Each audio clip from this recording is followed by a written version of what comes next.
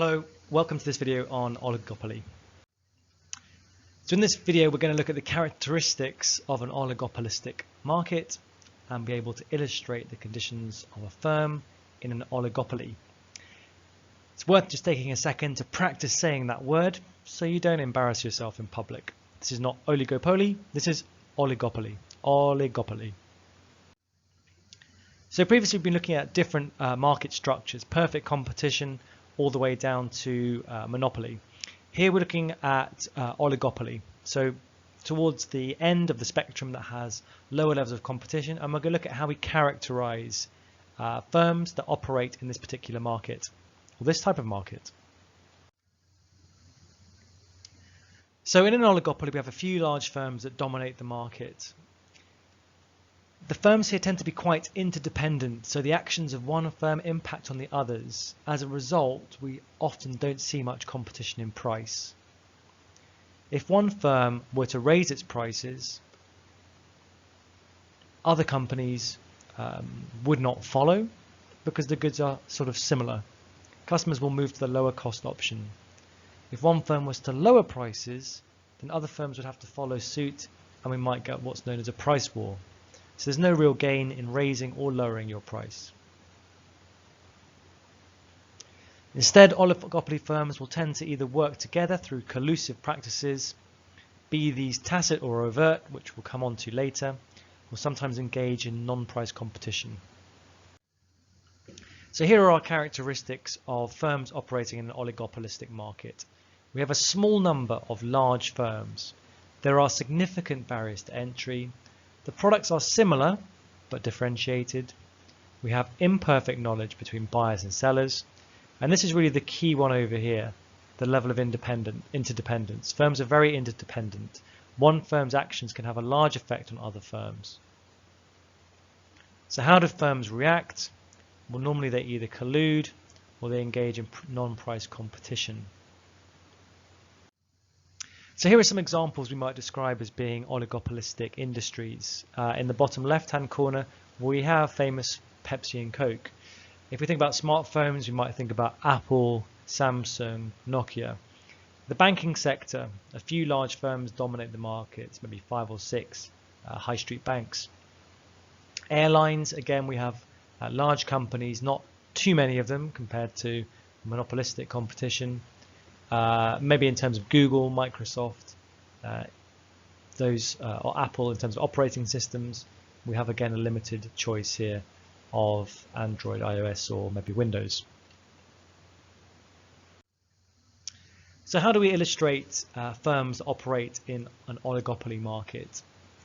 Well, in terms of making normal profit, again, we have the same cost base. And products are differentiated here. We have downward sloping demand curve. There is some ability to charge higher prices. So this business here would be making normal profits at a price of P1 at an output of Q1. Firms in oligopoly, we can also illustrate them making supernormal profits and losses as well in the normal way. So how do we measure whether a market is actually an oligopoly? What we tend to do is we tend to look at the firms and we tend to look at the level of market share that they have. And we tend to look at how much of the market the largest firms in the market control. And we do this by calculating what's known as concentration ratio. So CR here in the diagram on the left stands for concentration ratio. So what is a concentration ratio and how do we calculate it? Well, this is normally calculated using market share data. So on the right hand side here we have a number of different drinks companies. We have their sales figures, and then the market share is the percentage of sales for that company as a percentage of the whole market. So here 460 out of 2,000, all the sales, 23% market share. We then calculate the concentration ratio, and we normally express this as the 3 firm or 5 firm, a certain number of businesses, X firm concentration ratio, where X represents the number of largest firms that we're taking into consideration. So we always organize them with the largest one at the top and then working down to the smallest market share. So for example here, if we wanted to look at the 3 firm concentration ratio, what we would do is list them by concentration, by market share, and here we would take the top 3, so 23%, 17.5%, 11.25, add them together. The 3 firm concentration ratio in this market would be 51.75%. If we wanted to look at the 4th firm concentration ratio, we're just adding on that 4th firm to our total. So if we add on 9.5, the 4 firm concentration ratio is 61.25%. A standard approach would be to look at the 4 firm concentration ratio, the 4 largest firms in the market, and in an oligopoly we might expect the value to be greater than 40%. Here is the market for petrol retailers in the UK, and if we were to take the 4th firm or to look at the 5 firm concentration ratio, we would probably conclude here that these biggest 5 firms, in terms of their market share, this would be an oligopoly. 5 large firms here dominate the market. Second thing we said was there are significant barriers to entry, and there are a number of reasons why we might get barriers to entry in an oligopoly. So we're going to look through these in turn. The first one is economies of scale. And economies of scale is where average cost falls as output increases. Now larger firms, and in an oligopoly we have large firms, can enjoy much lower costs and thus offer a price that is smaller than new entrants, and so they can't match it. So here we have a large firm, firm A, who is able to exploit significant economies of scale with their size. Firm B is a smaller firm, a new entrant, and can only exploit a small amount of economies of scale before they start to get diseconomies of scale. So firm A has a clear advantage here. If they were to charge a price somewhere in the middle here, then firm A can make a profit, whereas firm B cannot enter that market, cannot compete economically. So that can present a barrier to entry and reduce the level of competition, the size of the business and the ability to exploit economies of scale. Another way in which firms in an oligopoly can prevent entrance to create a barrier is to do with this. It's called limit pricing. So if we imagine a scenario on the left hand side, we have the long run average cost curve for firms in this industry. Now if the price here is at the green dot, let me sort that line out for you, how embarrassing. If the price here is at the level of this green dot, P1, well, the new entrant can make some profit here, so can survive. The existing firm can also make some profit here, so they can survive. So here the new entrant, is feasible for them to enter this market. But what the firm might do, the existing firm, is actually limit their prices. They might decide to limit their price to a lower level, P2 here on the right hand side, so that they actually make a smaller level of profit. Now they're still making a small level of profit, smaller than they did previously, but what's happened to the new entrant in the market? The new entrant in the market now is making a loss.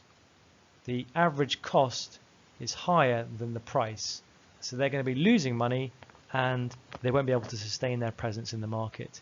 So firms can create a barrier to new entrants by adopting a policy of limit pricing. This is where products are sold by a supplier at a price low enough to make it unprofitable for other players to enter the market. Related to this is the idea of predatory pricing. It's really a more extreme version of limit pricing. This is where a dominant firm incurs not just small profits but actual losses with the intention of removing a rival firm or new entrant.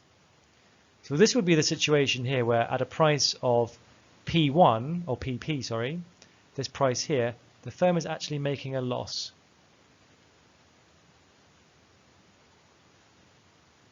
The current price is way lower than the cost of production, so this firm is making a loss. What is the theory? Well, if they price so low at P, any new entrant is also going to lose money. And if they're a new entrant, eventually they will leave. So if you have a look here in terms of the pricing strategy we might lose, we might have a high price, then the new competitor enters the market, we cut our price and we make a loss. Now, the new competitor will be making a loss, making a loss, making a loss. Eventually, the new competitor might leave the industry, and then we put our prices back up to what they were previously to increase our profits again. Now, this predatory pricing is actually illegal if proven in the EU and in the UK. But the key is there that it has to be proven. It's anti-competitive. Branding is another way to create a barrier to entry. So creating a unique name or image for a product in the consumer's mind makes customers more loyal. So even if a new firm was to enter the market, even if they have similar products, they're unlikely to succeed because they don't have that brand. So that acts as a barrier to entry. If you look at the businesses here on this shot, it'd be very difficult for a rival to compete with these brands, and they're all large-scale businesses in oligopoly. A patent is another barrier to entry. So a patent is a document from a government, a license that gives the holder, the creator of that particular invention, the right to use that invention exclusively for a period of time. This can prevent competitors entering the market. If you have the patent to a new technology, no one can copy your idea, there can't be any competition. Sunk costs is another potential barrier to entry. So these are costs that have already been incurred and cannot be recovered. So if there are significant sunk costs, this will deter competition in two ways. Firstly, how do we get the money in order to pay for these sunk costs in the first place? If that's difficult, I can't enter the market. And secondly, it makes entering the market more risky, as if I was to decide to leave, to exit, I can't get this money back. So the idea here, the moral or the motto in the bottom right hand corner, when what is done cannot be undone. If I've spent these costs, this money, I cannot recover it. So it's quite risky to enter this market, so I'm not going to. It's a barrier to entry and exit. We said that oligopolistic markets, as another characteristic, so moving beyond barriers to entry now, is their interdependence. So firms tend to be quite interdependent. The actions of one firm affect the actions of another. If one business makes an attempt to cut price, if one supermarket cuts their price to try and gain market share, it's likely other firms are going to follow suit. And so this can sometimes lead to a price war where firms compete with each other to offer discounts lower and lower and lower. If you offer 75 cents, I'll offer 50 cents. If you offer 50 cents, I'll offer 25 cents, to a point where actually no one benefits. We all just end up charging low prices as businesses. So in this video, we've looked at the characteristics of an oligopolistic market and looked at the conditions of a firm operating in an oligopoly. That's it. Thanks very much for listening.